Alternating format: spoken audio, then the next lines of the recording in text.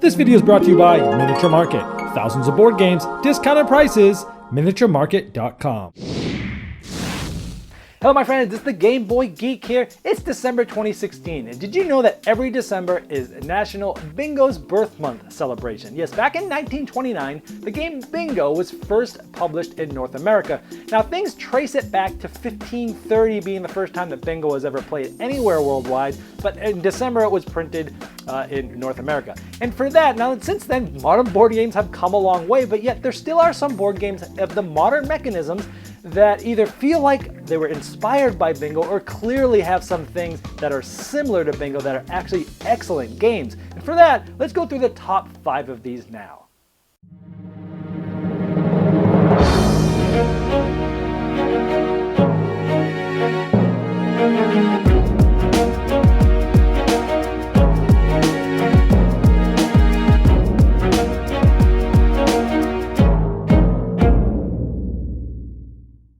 Number 5.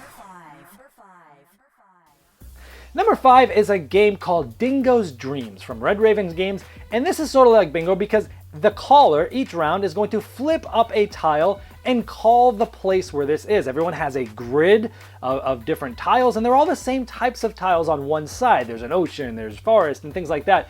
And they're different colors, so someone might go red forest or blue ocean. And everybody has to look where that tile is and flip it over on their grid that looks like a bingo grid.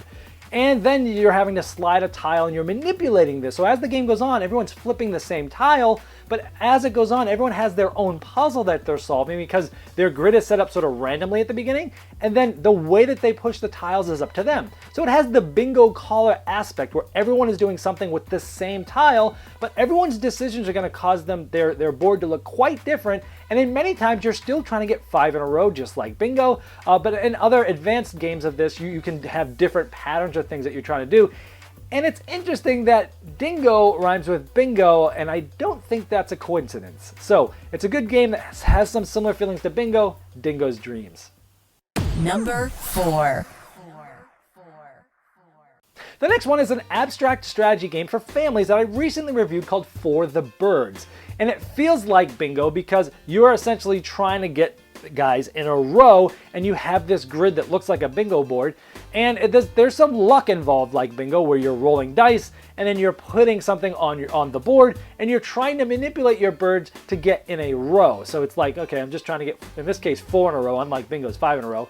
But it has that abstracted aspect of this that really makes it feel like it's Bingo in that aspect where, hey, I'm going to roll the dice and then I can put one of my birds right there. But you're also playing possibly cards to manipulate your birds as special actions where you can swap birds, you can move birds, you can have these big birds come out and move other people. But essentially for me, that whole gridded aspect and trying to get a certain amount of birds in a row felt pretty much like Bingo when I played it. We were like, hey, this kind of feels a little bit like Bingo, and that is For the Birds. Number 3. The next one is one that when it came out was nominated for the Spiel des Jahres Award, and many people called it Gamer Bingo. This is called Rise of Augustus.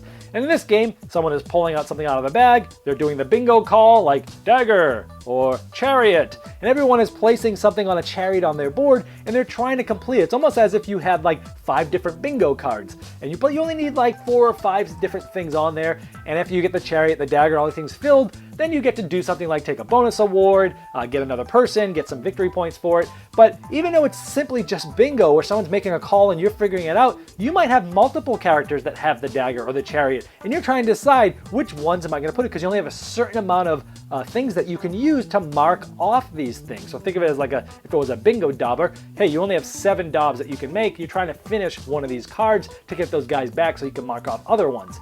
Very much like Bingo. This is probably the one that's the closest like it out of all of these, but it's a game that I still enjoy quite a bit, and one that has been very popular, and that's Rise of Augustus. Number 2. The next one is another one that was nominated for the Spiel des Jahres last year called Karuba. And this reminds me of Bingo because everybody has the same board, everyone has a grid, and again, it has the bingo calling where someone's going to pick up a tile and go, tile number 18, everyone's going to pull tile number 18, but then they decide where on the grid to put it. So once again, everyone actually starts with the same exact board. They have their own, but everyone's is the same. And then everyone plays exactly the same game, just like bingo. And only one person's going to win, but everyone's playing the same game, but their boards will be so different because people are thinking of their puzzles in different aspects.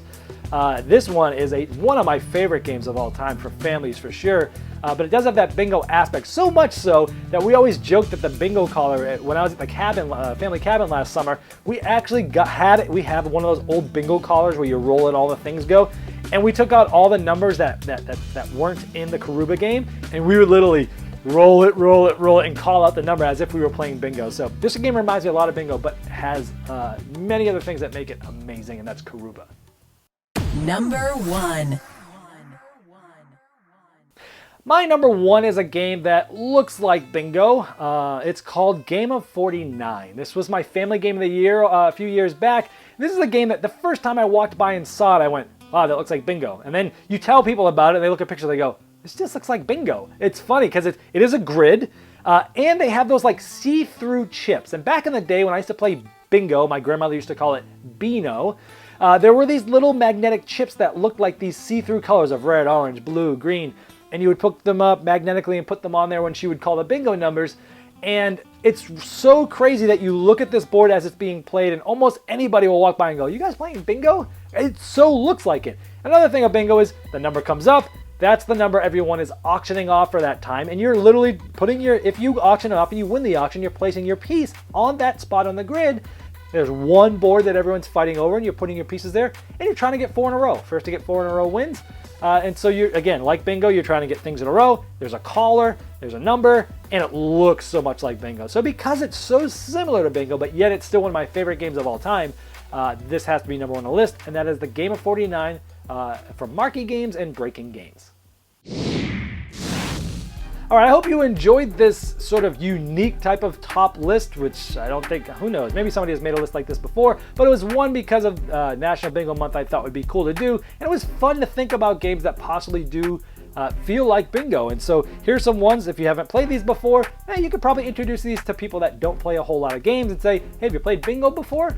Well, let me show you this one. So hopefully this will help you get them into the hobby as well. We'll see you next time. This video was sponsored by Miniature Market's Review Corner. The Review Corner features podcasts, video, and written game reviews by gamers for gamers. Miniature Market, the online gaming superstore. Thousands of board games, discounted prices. Check them out at miniaturemarket.com. I'd like to thank each and every one of you for backing me on Kickstarter, making this season become a reality. I'd like to especially thank those here that have backed me at the credit level. Now, these video reviews are also available by audio on our podcast. It's the intros and the final thoughts on GameBoyGeek.com. Click podcast.